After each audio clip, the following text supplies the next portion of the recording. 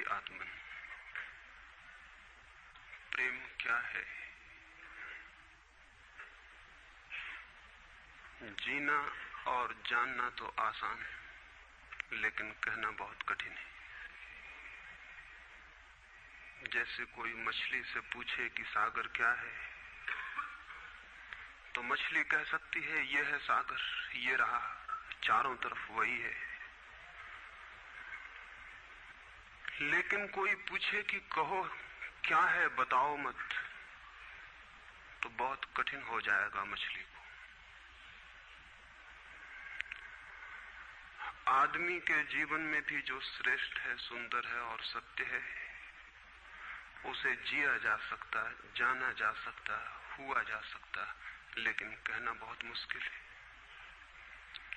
और दुर्घटना और दुर्भाग्य यह है कि जिसमें जिया जाना चाहिए, जिसमें हुआ जाना चाहिए, उसके संबंध में मनुष्य जाति 5-6 हजार वर्ष से केवल बातें कर रही है। प्रेम की बात चल रही है, प्रेम के गीत गाए जा रहे हैं, प्रेम के भजन गाए जा रहे हैं, और प्रेम का मनुष्य के जीवन में कोई स्थान नहीं है। अगर आदमी के भीतर खोजने जाएं तो प्रेम से ज्यादा असत्य शब्द दूसरा नहीं मिलेगा। और जिन लोगों ने प्रेम को असत्य सिद्ध कर दिया है और जिन्होंने प्रेम की समस्त धाराओं को अवरुद्ध कर दिया है, और बड़ा दुर्भाग्य यह है कि लोग समझते हैं वे ही प्रेम के जन्मदाता भी हैं। धर्म प्रेम की बातें करता है, लेकिन आज तक जिस प्रकार का धर्म मनुष्य जाति के ऊपर दुर्भाग्य की भांति छाया हुआ है, उस धर्म ने ही मनुष्य के जीवन से प्रेम के सारे द्वार बंद कर दिए। और न इस संबंध में पूरब और पश्चिम में कोई फर्क है, न हिंदुस्तान में और न अमेरिका में कोई फर्क है। मनुष्य के जीवन में प्रेम की धारा प्रकट ही नहीं हो पाई, और नहीं हो पाई तो हम दोष देते हैं कि मनुष्य ही बुरा है, इसलिए नहीं प्रकट हो पाई। हम दोष देते हैं कि मन ही जहर है, इसलिए प्रकट नहीं हो पाई। मन जहर नहीं है, और जो लोग मन को जहर कहते रहे उन्होंने ही प्रेम को जहरीला कर दिया, प्रेम को प्रकट नहीं होने दिया। मन जहर हो कैसे सकता है? इस जगत में कुछ भी जहर नहीं है। परमात्मा के सारे उपक्रम में कुछ भी विष नहीं है, सब अमृत है। लेकिन आदमी ने सारे अमृत को जहर कर लिया है, और इस जहर करने में शिक्षक, साधु संत और तथाकथित धार्मिक लोगों का सबसे ज्यादा हाथ है। इस बात को थोड़ा समझ लेना जरूरी है, क्योंकि अगर ये बात दिखाई न पड़े तो मनुष्य के जीवन में कभी भी प्रेम भविष्य में भी नहीं हो सकेगा। क्योंकि जिन कारणों से प्रेम नहीं पैदा हो सका है, उन्हीं कारणों को हम प्रेम प्रकट करने के आधार और कारण बना रहे हैं। हालतें ऐसी हैं कि गलत सिद्धांतों को अगर हजारों वर्ष तक दोहराया जाए तो फिर हम ये भूल ही जाते हैं कि सिद्धांत गलत हैं, और दिखाई पड़ने लगता है कि आदमी गलत है, क्योंकि उन सिद्धांतों को पूरा नहीं कर पा रहा है। मैंने सुना है एक सम्राट के महल के नीचे से एक पंखा बेचने वाला गुजरता था और जोर से चिल्ला रहा था कि अनूठे और अद्भुत पंखे मैंने निर्मित किए हैं। ऐसे पंखे कभी भी नहीं बनाए गए, ये पंखे कभी देखे भी नहीं गए हैं। सम्राट ने खिड़की से झांक के देखा कि कौन है जो अनूठे पंखे ले आया। सम्राट के पास सब तरह के पंखे थे, दुनिया के कोने कोने में जो मिल सकते थे। और नीचे देखा, गलियारे में खड़ा हुआ एक आदमी, साधारण 2-2 पैसे के पंखे होंगे, और चिल्ला रहा है कि अनूठे, अद्वितीय। उस आदमी को ऊपर बुलाया और पूछा कि इन पंखों में क्या खूबी है, दाम क्या है इन पंखों के? उस पंखे वाले ने कहा कि महाराज, दाम ज्यादा नहीं है, पंखे को देखते हुए दाम बहुत कम है, सिर्फ 100 रुपए का पंखा है। सम्राट ने कहा 100 रुपए? ये 2 पैसे का पंखा जो बाजार में जगह जगह मिलता है, 100 रुपए दाम, क्या है इसकी खूबी? उस आदमी ने कहा खूबी ये पंखा 100 वर्ष चलता है, 100 वर्ष के लिए गारंटी है, 100 वर्ष से कम में खराब नहीं होता है। सम्राट ने कहा इसको देख के तो ऐसा लगता है कि सप्ताह भी चल जाए, पूरा तो मुश्किल है। धोखा देने की कोशिश कर रहे हो, सरासर बेईमानी, और वो भी सम्राट के सामने। उस आदमी ने कहा आप मुझे भली भांति जानते हैं, इसी गलिहारे में रोज पंखे बेचता हूं, 100 रुपए दाम है इसके, और अगर 100 वर्ष न चले तो जिम्मेदार मैं हूं, रोज तो नीचे मौजूद होता हूं, और फिर आप सम्राट हैं, आपको धोखा देके जाऊंगा कहां। वो पंखा खरीद लिया गया। सम्राट को विश्वास तो न था, लेकिन आश्चर्य भी था कि यह आदमी सरासर झूठ बोल रहा है, किस बल पर बोल रहा है। पंखा 100 रुपए में खरीद लिया गया और उससे कहा कि 7वें दिन तुम उपस्थित हो जाना। 2-4 दिन में ही पंखे की डंडी बाहर निकल गई, 7वें दिन तो वो बिल्कुल मुर्दा हो गए। लेकिन सम्राट ने सोचा कि शायद पंखे वाला आएगा नहीं, लेकिन ठीक समय पर 7वें दिन वो पंखे वाला हाजिर हो गया। उसने कहा कहो महाराज। उन्होंने कहा कहना नहीं, ये पंखा पड़ा हुआ है टूटा हुआ, ये 7 दिन में ये गति हो गई, तुम कहते 100 वर्ष चलेगा। पागल हो या धोखेबाज क्या हो। उस आदमी ने कहा कि मालूम होता है आपको पंखा जलना नहीं आता है, पंखा तो 100 वर्ष चलता ही, पंखा तो गारंटीड है, आप पंखा जलते कैसे थे। सम्राट ने कहा और भी सुनो, अब मुझे ये भी सीखना पड़ेगा कि पंखा कैसे किया जाता है। उस आदमी ने कहा कृपा करके बताइए कि इस पंखे की गति 7 दिन में ऐसी कैसे बना दी आपने, किस भांति पंखा किया। सम्राट ने पंखा उठा के करके दिखाया कि इस भांति मैंने पंखा किया है। उस आदमी ने कहा समझ गया, भूल, इस तरह पंखा नहीं किया जाता। सम्राट ने कहा और क्या रास्ता है पंखा जलने का। उस आदमी ने कहा पंखा पकड़िए सामने और सिर को हिलाइए, पंखा 100 वर्ष चलेगा, आप समाप्त हो जाएंगे लेकिन पंखा बचेगा। पंखा गलत नहीं है, आपके जलने का ढंग गलत है। यह आदमी पैदा हुआ है 5-6 हजार या 10,000 वर्ष की संस्कृति का, यह आदमी फल है, लेकिन संस्कृति गलत नहीं है, यह आदमी गलत है। आदमी मरता जा रहा है रोज, और संस्कृति की दुहाई चलती चली जाती है कि महान संस्कृति, महान धर्म, महान सब कुछ, और उसका ये फल है, आदमी उसी संस्कृति से गुजरा है और ये परिणाम है उसका। लेकिन नहीं, आदमी गलत है और आदमी को बदलना चाहिए अपने को। और कोई कहने की हिम्मत नहीं उठाता कि कहीं ऐसा तो नहीं है कि 10,000 वर्षों में जो संस्कृति और धर्म आदमी को प्रेम से नहीं भर पाए, वो संस्कृति और धर्म गलत हो। और अगर 10,000 वर्षों में आदमी प्रेम से नहीं भर पाया, तो आगे कोई संभावना है इसी धर्म और इसी संस्कृति के आधार पर कि आदमी कभी प्रेम से भर जाए। 10,000 वर्षों में जो नहीं हो पाया, वो आगे भी 10,000 वर्षों में होने वाला नहीं है, क्योंकि आदमी यही है, कल भी यही होगा। आदमी हमेशा से यही है और हमेशा यही होगा। और संस्कृति और धर्म जिनके हम नारे दिए चले जाते हैं, संतों और महात्माओं की जिनकी दुहाइयां दिए चले जाते हैं, सोचने के लिए हम तैयार नहीं कि कहीं हमारा बुनियादी चिंतन की दिशा ही तो गलत नहीं है। मैं कहना चाहता हूं कि वो गलत है, और गलत सबूत है ये आदमी। और क्या सबूत होता है? एक बीज को हम बोएं और फल जहरीले और कड़वे हों, तो क्या सब सिद्ध होता है? सिद्ध होता है कि वो बीज जहरीला और कड़वा रहा होगा। हालांकि बीज में पता लगाना मुश्किल है कि उससे जो फल पैदा होंगे वो कड़वे पैदा होंगे। बीज में कुछ खोजबीन नहीं की जा सकती। बीज को तोड़ो फोड़ो, कोई पता नहीं चल सकता कि इससे जो फल पैदा होंगे वो कड़वे होंगे। बीज को वो 100 वर्ष लग जाएंगे, वृक्ष होगा, बड़ा होगा, आकाश में फैलेगा, तब फल आएंगे और तब पता चलेगा कि वे कड़वे। 10,000 वर्ष में संस्कृति और धर्म के जो बीज बोए गए हैं, ये आदमी उसका फल है और ये कड़वा है और घृणा से भरा हुआ है।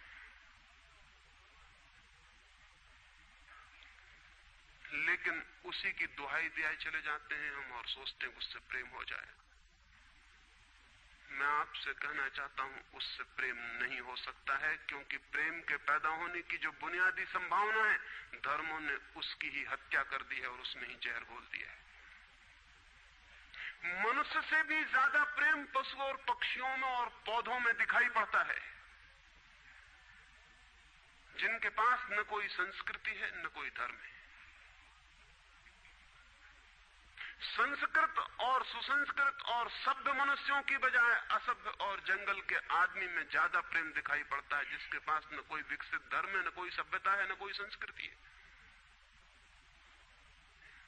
जितना आदमी सभ्य, सुसंस्कृत और तथाकथित धर्मों के प्रभाव में मंदिरों और चर्चों में प्रार्थना करने लगता, उतना ही प्रेम से शून्य क्यों होता चला जाता।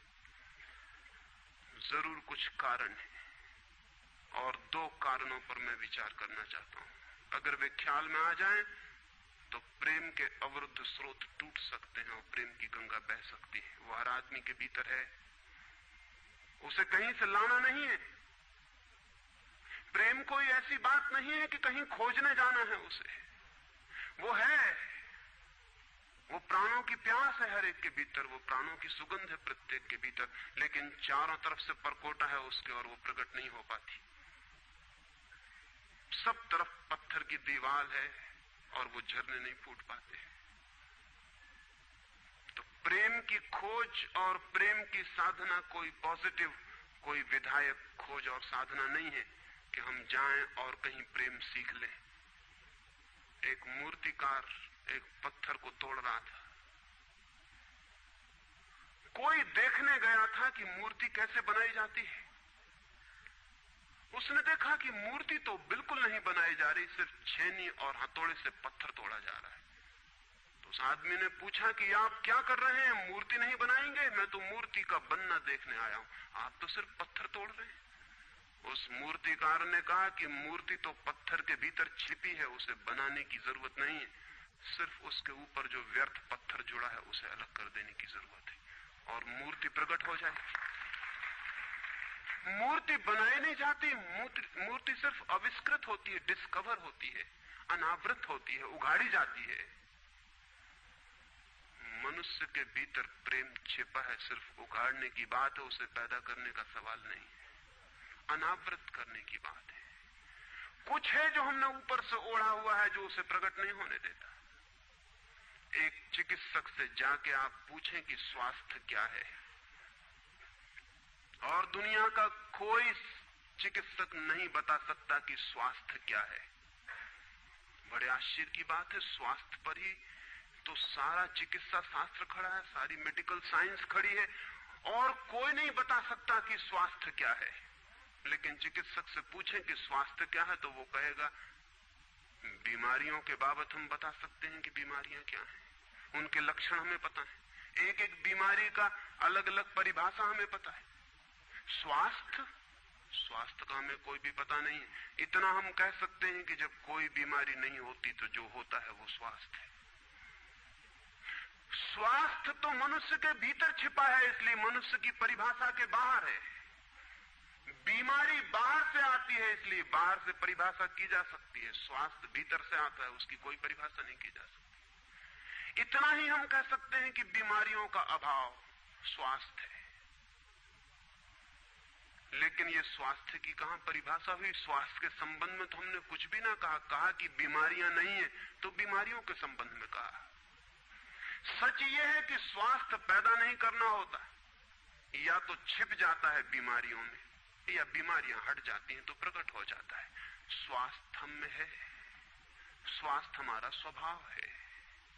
प्रेम हम में है, प्रेम हमारा स्वभाव है। इसलिए ये बात गलत है कि मनुष्य को समझाया जाए कि तुम प्रेम पैदा करो। सोचना यह है कि प्रेम पैदा क्यों नहीं हो पा रहा है, बाधा क्या है, अड़चन क्या है, कहां रुकावट डाल दी गई।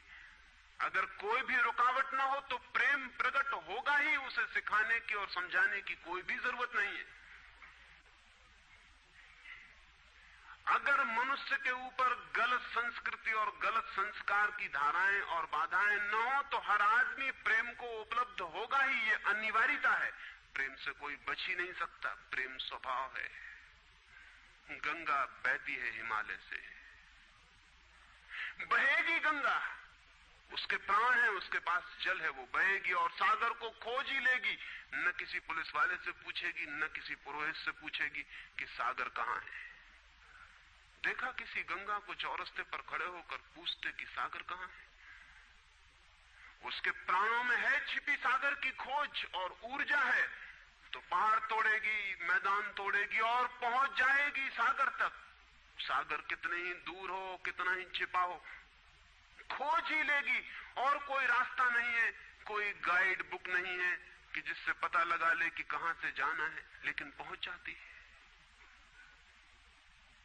लेकिन बांध बांध दिए जाएं, चारों तरफ परकोटे उठा दिए जाएं, प्रकृति की बाधाओं को तोड़ के तो गंगा सागर तक पहुंच जाती है, लेकिन अगर आदमी की इंजीनियरिंग की बाधाएं खड़ी कर दी जाएं तो हो सकता है गंगा सागर तक न पहुंच पाए। ये भेद समझ लेना जरूरी है। प्रकृति की कोई भी बाधा असल में बाधा नहीं है, इसलिए गंगा सागर तक पहुंच जाती है, हिमालय को काट के पहुंच जाती है। लेकिन अगर आदमी इजाद करे, इंतजाम करे, तो गंगा को सागर तक नहीं भी पहुंचने दे सकता है। प्रकृति का तो एक सहयोग है, प्रकृति तो एक हार्मनी है। वहां जो बाधा भी दिखाई पड़ती है वो भी शायद शक्ति को जगाने के लिए चुनौती है। वहां जो विरोध भी दिखाई पड़ता है वो भी शायद भीतर प्राणों में जो छिपा है उसे प्रकट करने के लिए बुलावा है। वहां शायद कोई बाधा नहीं है। वहां हम बीज को दबाते हैं जमीन में, दिखाई पड़ता है कि जमीन की एक परत बीज के ऊपर पड़ी है, बाधा दे रही, लेकिन वो बाधा नहीं दे रही। अगर वो परत ना होगी तो बीज अंकुरित भी नहीं हो पाएगा। ऐसे दिखाई पड़ता है कि एक परत जमीन की बीज को नीचे दबा रही है, लेकिन वो परत दबा इसलिए रही है ताकि बीज दबे, गले और टूट जाए और अंकुर बन जाए। ऊपर से दिखाई पड़ता है वो जमीन बाधा दे रही, लेकिन वो जमीन मित्र है और सहयोग कर रही बीज को प्रकट करने में। प्रकृति तो एक हार्मनी है, एक संगीतपूर्ण लयबद्धता है, लेकिन आदमी ने जो जो निसर्ग के ऊपर इंजीनियरिंग की है, जो जो उसने अपने यांत्रिक धारणाओं को ठोंकने की और बिठाने की कोशिश की है, उससे गंगाएं रुक गई हैं, जगह जगह अवरुद्ध हो गई हैं। और फिर आदमी को दोष दिया जाता है। किसी बीज को दोष देने की जरूरत नहीं है।